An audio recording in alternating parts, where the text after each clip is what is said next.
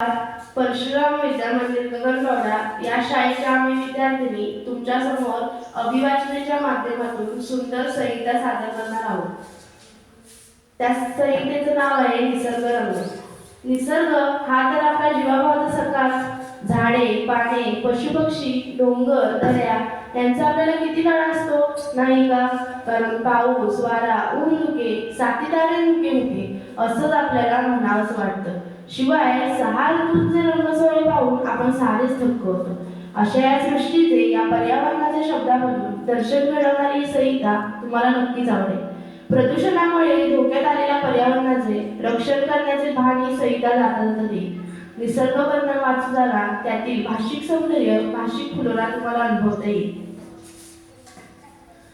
नमस्कार रसिको. आपल्या आसपासचा निसर्ग नेहमीच आपल्याला साथ घालत असतो. कधी ज्ञानेंद्रिय संवेदनाला आनंद देणारे त्याचे विग्रह पाहून आपण त्यात हरवून जातो, तर कधी त्याच्या विराट भयानक सहार उलाढालीने आपण अगदी असहाय्य निर्भर होतो. पृथ्वी म्हणजे पाणी, तेज म्हणजे सूर्य आणि अग्नी, तसेच वायू आणि आकाश ही पंचमहाभूते आहेत म्हणून आपण आहोत याची कृतज्ञ जाणीव सतत आपल्याला होत राहते. अशा विविध रंगी निसर्गाला शब्दामधून रंगवताना कवी लेखकांची प्रतिमा सुद्धा फुलून येते. त्यातही पावसाचं गाणं म्हणजे तर शब्दातून आनंदाचा वर्षाव. पाण्याची शाळा.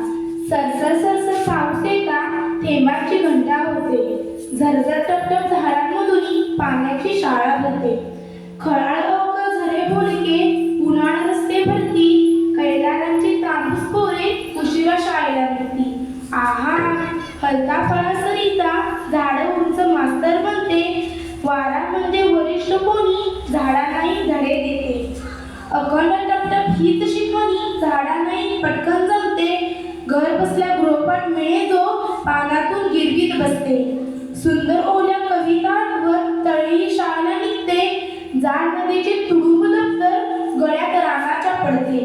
कधी पांढरा फळा धुक्याचा, खडू उन्हाचा त्यावरती, थेंब अक्षरे थेंबत आकडे, दव आपटे गवतावरती. रिमझिम रिमझिम टपटप धो धो, हेच पाठ पुस्तक त्यांचे. गो गो करीत येतो वारा, एका दमात देवाचे. नाही परीक्षा निकाल नाही, वर्षाने शाळा भरते.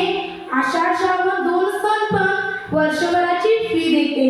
युगे युगे ही अखंड शाळा दृष्टी हसत चालते. या शाळेवर जमीन आपली म्हणून मजला आवडते. या शाळेवर जमीन आपली म्हणून मजला आवडते. तर अशी ही पाण्याची शाळा.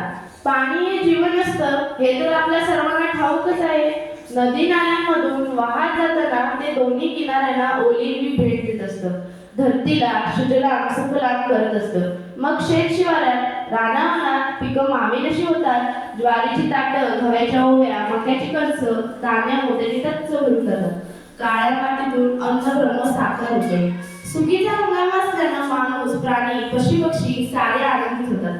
पण कधी कधी धान्याचा एखादा उशारदाना वेगळीच वाट धरतो आणि सुरू होतो त्याचा भन्नाट प्रवास. पाहूया काय घडतं त्या चित्रविचित्र प्रवासात.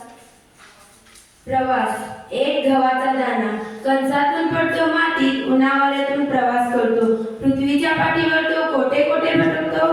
कोण कोण भेटतं त्याला, कुठले अनुभव घेतो तोच दाणा बोलतोय आपल्याशी प्रत्यक्ष.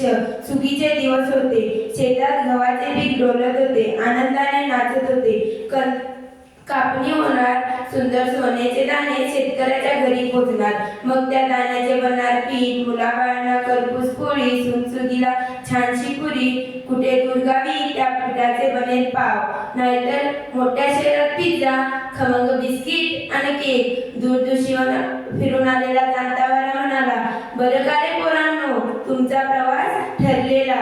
शेतापासून कुणाच्या तरी पोटापर्यंत. तुमचं रुजणं, वाढणं, जगणं कुणा दुसऱ्याच्या जगण्यासाठी.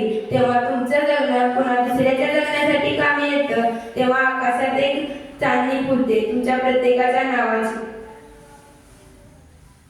आणि मग त्या रात्री कंसावरच्या दाण्याने पाहिलं स्वप्न. आभाळात चमकणाऱ्या आपल्या नावाच्या चांदण्याची. पहाट झाली, कापणी सुरू झाली. पेढ्या बाजू जाऊ लागल्या. त्यातला एक दाणा उडाला तो थेट जमिनीवर. काही काळाच्या आत आकाशातून मातीवर. त्याच्या डोळ्यापुढं काजळ चमकलं आणि मग अंधार. तिरमिर असल्यावर त्यानं जरा स्वतःला सावरलं. पाहिलं भोवताली तर काय अवतीभोवती कुणीच नाही. नाही कापणी करणारा शेतकरी, नाही बैलगाडी. नाही त्याचे सगळे सोयरे, कोणाचा पत्ता नाही. तापत्यामुळे तो एकटाच खाली पडलेला. त्याचा जीव भीतीने सुकावला. काय करावं कळेना. वाऱ्यावर हलावं, रोपावर डुलावं, हे त्याचं आजवरचं जगलं. आता मात्र सारंच निळालं. कुणाच्या तरी देवीची वाट पाहत जागीच पडून राहणं हेच आपलं नशीब त्याला वाटलं. रात्र झाली, आभाळात चांदण्या उगवल्या. दाण्याला वाऱ्याचा सांगावा आठवला. आपल्या साऱ्या सगळी सोयऱ्यांचं जगणं लागे काढली आणि त्यांच्या नावाची चांदण्या चमकत राहतील आभाळात. आणि आपलं काय होणार, त्यानं दुःखानं डोळे मिटून घेतले. डोक्यापाशी फुटफुट झाली तसा तो जागा झाला. पहाटेचा वारा अंगाला झोंबला. दाणे निघत जाणाऱ्या कोंबडीचा पाय त्याच्या डोक्याजवळ पडला. आता कोंबडी चोच उघडे. एक, दोन, तीन. त्यानं मनात आकडे मोजायला सुरुवात केली. पण मध्येच काही झालं. माती उरकता कोंबडीचा एक पाय एक जोरदार फटका बसला आणि तो उडाला थेट शेताच्या बांधावर. आता हे नवच गाव, अवतीभोवती गवत आणि शेतात काम करणारे भले मोठे बैल. कोठे नेणार हा प्रवास आपल्याला. संध्याकाळ झाली. कामावरून घरी परतताना नवीनच शिंग फुटलेल्या कुंडांनी मस्ती गंमत म्हणून शिंग घासली एकमेकांच्या शिंगावर. आणि चला मातीत उडली माती लांब. आणि त्याबरोबर एका मातीच्या ढेकळ्यासोबत गव्हाचा दाणाही उडला तो कुठेतरी आणखी दूर झाडाच्या सावलीशी. दुसऱ्या दिवशी सकाळी कुणी शेतकरी आला शेतावर न्याहारीला. झाडाच्या सावलीत बसून चटणी भाकर खाऊन देवाला दुवा देत उठताना त्याचा पाय पडला दाण्याच्या अंगावर. जीव भरता दडपता दाना दाबला गेला. खोलखोल काळ्या मातीत भरतच दाण्याची श्रम. वरती खालती अवतीभोवती चरचरीत माती आणि मिठ्ठ अंधार. आजपर्यंत कणसावर झुलणाऱ्या वालावर झुलणाऱ्या गव्हाच्या दाण्यासाठी हे सारं होतं फारच भयंकर. कल्पनेच्या पलीकडचं. भीती, दुःख आणि वेदना. दाण्याचा श्वास पुन्हा घुसमटला. शुद्ध बेशुद्धीच्या सीमेवर तो पडून राहिला. किती काळ कुणास ठाऊक. दिवस रात्रीचं गणित त्याच्या पुढचं संपलंच होता भोवतालीचा फक्त अंधार.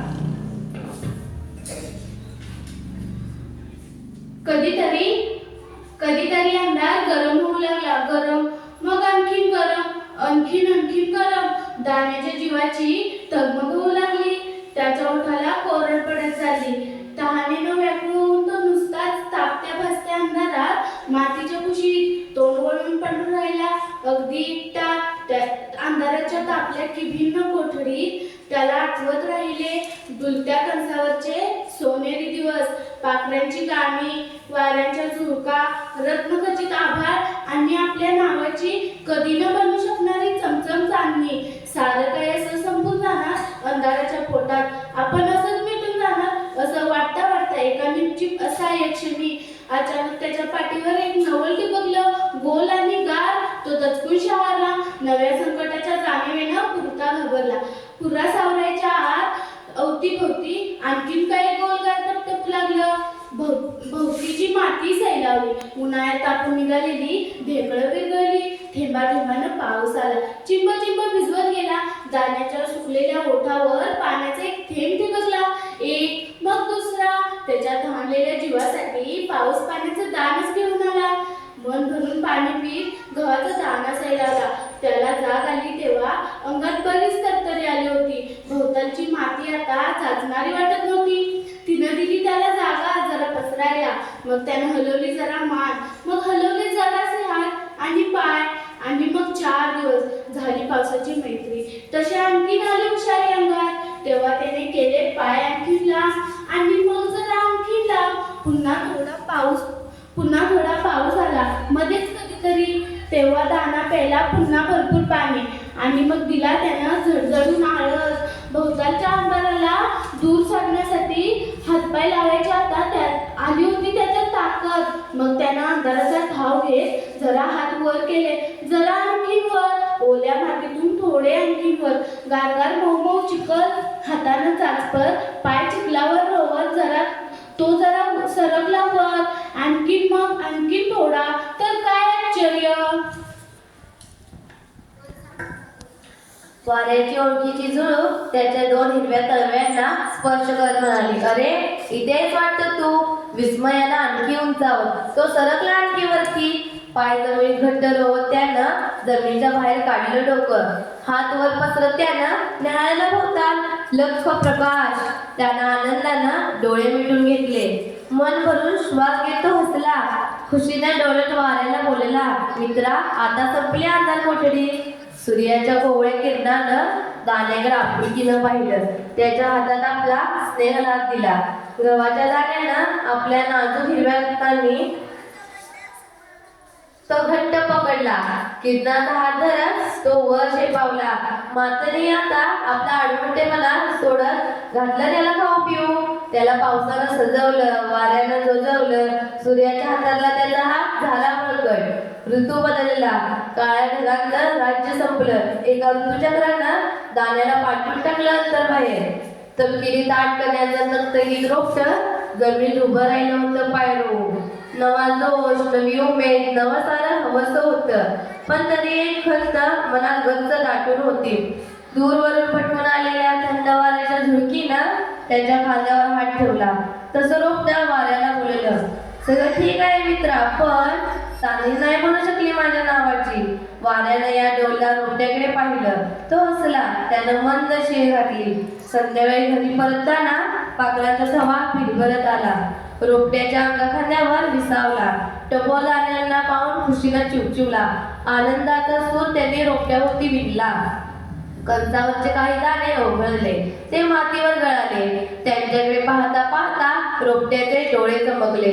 हा तर प्रवास आपल्या ओळखीचा, मातीपासून पुन्हा मातीपर्यंतचा, पुन्हा पुन्हा रुजण्याचा, रुजून पुन्हा जगण्याचा आणि जगून पुन्हा रुजण्याचा. रोपट्याने नकळत आभाळाकडे पाहिलं. आभाळ लक्ष लक्ष चांदण्यांनी भरून आलं होतं.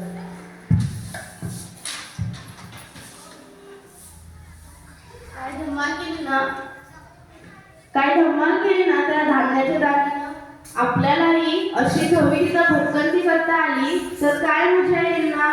पण भटकंती करावी ती डोंगर दऱ्यांमध्ये, रानावनात, वेलांटी वळणाच्या घाटातून.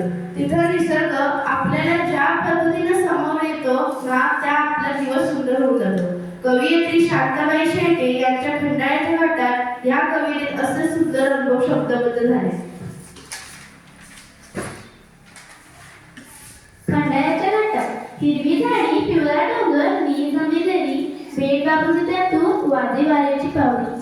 काबीच्या काया, खडका मधुनी, फुटती दुधाचे झरे, संतपणाने घेत्या घेती, शुभ्र शुभ्र पाखरी. सोनावळीचा सरपुराचा बाजूस्तापा उभा, तलमधुक्याची नेसर, मरमर उडते भिडते नपा. हिरवी ओली मगमग पाणी, तशी दाट हिरवत, अंग जाडतो भिजला वाळा, त्यात नवा दरबत.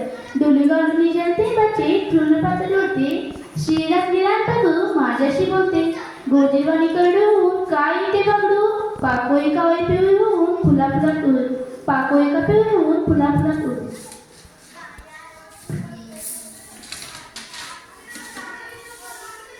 खंडाळ्याच्या घाटात, लोणावळ्याला, पाचगणी, महाबळेश्वरला आणि माथेरानच्या शिवाय हिमालयात नि उटीला किती मस्त गुलाबी थंडी असते. थंडीच्या मोसमात सगळीकडेच कमी अधिक प्रमाणात थंडी असतेच म्हणा.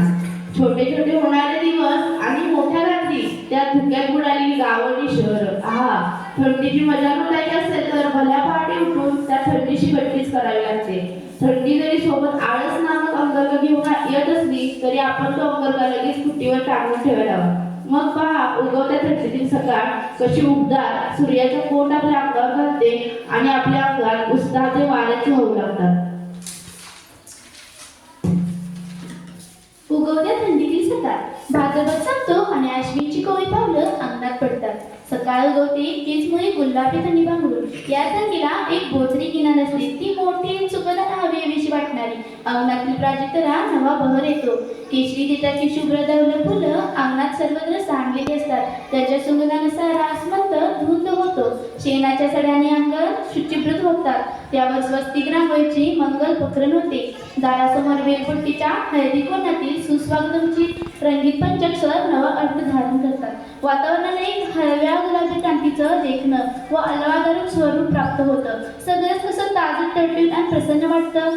उत्साह मनाला नुसता गुदगुल्या करतो. शरदाचं धोड आगमन झालेलं असतं. पटांगणावर सर्वत्र मुलायम हिरवळीचा गालीचा अंथरलेला असतो.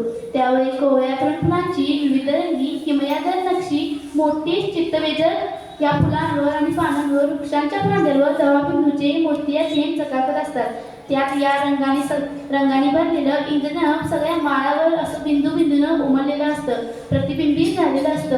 रात्रभर सुन्न पडलेला आवाज असं मोकळं आणि दिलखुलासं हसू लागतं. त्याच्याकडे प्रसन्न वदनी आणि पूर्णाकर फुललेली असते. सकाळच्या या आर्च पाणी पृष्ठभागावर दिव्या तेजाने फुलं सर्वत्र उमलेली असतात. आबाळ आणि श्रुती यांचं नाते आता सलग आणि निस्वगंधी जुळलेलं असतं. नव्या उत्साहानं गाव तुडुंब भरून जातं. सुरेला आवाजात कोंबड्यांचे आरवणं अधूनमधून चालूच असतं. त्यामुळे वातावरणातील मंगलता वृद्धिगंत होते. देवघरातून आजोबा उदबत्तीच्या मंद मधुर सुगंधात भुपाळे आळवतात. बाहेर मुलांनी काढलेल्या काकड आरतीची फेरी निघालेली असते. सन्नी चौघड्यांचे मंगलध्वनी कुठल्या तरी मंदिरातून ऐकू येतात. टाळ, चिपळ्या, मृदुंग, खंजिरी अशी गोड व मंजूळ स्वरांची वाद्यही वाजत असतात. त्यातून निघणारी भक्तिरसांची प्रशांत लय सगळ्या गावाला भावुक बनवते. गोट्यात गोददुग्ध रसांनी सर्व्या भरून असतात. त्यांचा स्वध्वनी आगळीच मोहकता धारण करतो. कुणात अनुल्यांचं रडणंही यात भर घालतं. जात्याची गोड घरघरही मोठी प्रसन्न वाटते. त्यातून जात्यावरती कुणी जनाई धरते. गाते मंजूळ ओवी सुरात भिसती चिंबलीच्या हा पहाटचा गारवा. अशा काव्यपंक्तीचा यथार्थ प्रत्यय येतो. अशी अनेक गोड गीते आणि ओव्या सकाळच्या रामप्रहरी रंगलेल्या असतात. त्या चिंब भिजलेलं सकाळचं सूर्यफूल पाकळ्या पाकळ्यांनी उमलत असतं. बागेतील वातावरण हिरव्या कंच रंगानं नुसतं न्हावून निघालेलं असतं. गेंदबाळ, झेंडू, गुलाबी पुष्पराग, केशरी हातात पांढरे शुभ्र मोजे घातलेला प्राजक्ता, मनमोहक गुलमोहर इत्यादी नानाविध फुलांच्या रंगगंधांची उधळण झालेली असते. रंगीबेरंगी फुलपाखरंही बेहोशपणे त्यात रुची घालत लागतात. एव्हाना परत उजेडलेलं असतं. रस्ते बोलके झालेले असतात. गोटानावर बासरीचे सूर घुरू लागतात. टोळ्याटोळ्यांनी गावातील सगळे गोपाळ तिथे हजर होतात. सोबतच साऱ्या गावची गाई वासरही हंबाहमाचा एकच गदारोळ उठतो. धुळीचा गुलाल फुका उधळला जातो आणि बघता बघता हा सगळा थवा माळाकडे वळतो. सगळा माळ यावेळी खूप रम्य आणि मोहक दिसतो. त्यावर तांबूस सोनेरी कोवळी उन्हात सांडलेली असतात. उभ्या ज्वारीतील मोत्याची पांढरी स्वच्छ कंच तरारून झुलत असतात. हिरव्या कंच पिकांची कोवळी तरल पालवी दडीवाळपणे हसत बागडत असते. त्यात रानपाखरांचे यथेच्छ विहार चालू असतो. त्यांचा लपंडावाचा स्वच्छंद खेळत चालू असतो. गार चावरा वारा आपल्या मंद स्वरांनी वृद्धगान गात असतो. एखाद्या रांजण्याची भिजत फुलांची नाजूक झिलमिल त्यात मिसळून जाते. हे सर्व दृश्य मोठं मनोहारी असतं. अशी उगवत्या गुलाबी थंडीची सकाळ मोठी प्रसन्न असते. तिच्या आगमनात अंग प्रत्यंग पुलकित होतं. मन ताजतवानं होतं. नवी उमेद, नवी आशा फुलू लागते. अंतर्मनाच्या तारा हळुवारपणे छेडल्या जातो. त्यातून विलक्षण गोड लहरी झंकारू लागतात. एका अनुभूत स्वर्गीय संगीताचा प्रत्यय येता हे संगीताचे जेवढं नादमय तेवढंच सुगंधी असतं. त्यामुळे मनाची पाकळी न पाकळी फुलकी होते. अंतकरणाचे क्षितिज विस्तार पावतात. अशी उगवत्या गुलाबी थंडी प्रसन्न पावस सकाळ वाट कधी संपूच नाही.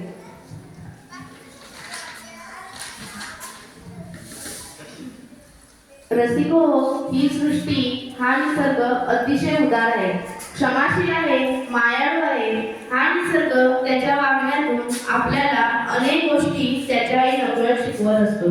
हा निसर्ग गुरु आपल्याला कसे वागावे आहे ह्याचे अनेक धडे देत असतो.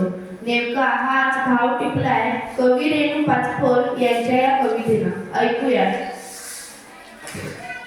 देणे मातीची कूस मातीची माया, तिच्या ओलाव्याने बीज लागते रुजाण्याला. अंकुराचे हात झेलती प्रकाश, एक एक पान घेई कवेत आकाश. उंच दाट फांद्या पक्षी गाणे गाती, जरा विसराव्याने कोणी छायेत थांबवती. मायेचे ओल प्रेम माती कशी देते, वारा प्रकाश मग मोठे झाड होते. कसा कोणाला जो आहे अंधारात, आपणही त्याला द्यावा प्रकाशाचा हात, आपणही त्याला द्यावा प्रकाशाचा हात. रसिक हो, आपण सारे त्या निसर्गाचेच घटक आहोत, त्याचीच लेकरं आहोत हे मात्र आपण विसरता कामा नये. त्यामुळे घराच्या खिडकीतून दिसणारा पाऊस तर आपण पाहायलाच हवा, पण रानावनात वर्षा सहलीला जाऊन मनसोक्त भिजण्याची श्रीमंती अनुभवायला हवी. मग पहा, तो निसर्गही तुमच्याशी बोलू लागेल आणि तुम्ही त्याच्याशी हितगुज कराल. ऐकू येतील तुम्हाला पिंपळ पानाच्या कविता आणि वाचता येतील तुम्हाला रानावाटेवरील हिरवे लेख. चैत्राची किमया, शिळ पाखराची त्यात रानझऱ्याचे संगीत. शिळ पाखराची त्यात रानझऱ्याचे संगीत. जर्द सोनेरी उन्हात फुले डोलती रंगीत. जर्द सोनेरी उन्हात फुले डोलती रंगीत. कुठे नाजूकशी वेल घेई झाडाला कवेत. कुठे नाजूकशी वेल घेई झाडाला कवेत. गंध प्रेमळ मायेचा वाहे निर्मळ हवे. गंध प्रेमळ मायेचा वाहे निर्मळ हवे. थवा भुंग्यांचा हिंडतो, थवा भुंग्यांचा हिंडतो नव्या कळ्यांना फाळून. थवा भुंग्यांचा हिंडतो नव्या कळ्यांना फाळून. जाई जुई ही नटल्या शुभ्र गजरे माळून. जाई जुई ही नटल्या शुभ्र गजरे माळून. रंग माखल्या सृष्टीची कोवळीक मौशार. रंग माखल्या सृष्टीची कोवळीक मौशार. तिला जोजावयासाठी वारा गाई हळूवार. तिला जोजावयासाठी वारा गाई हळूवार. अशी चैत्राची किमया भारी तरल हळवी. अशी चैत्राची किमया भारी तरल हळवी. फुटे उदास मनाला लाल पोपटी पालवी. फुटे उदास मनाला लाल पोपटी पालवी.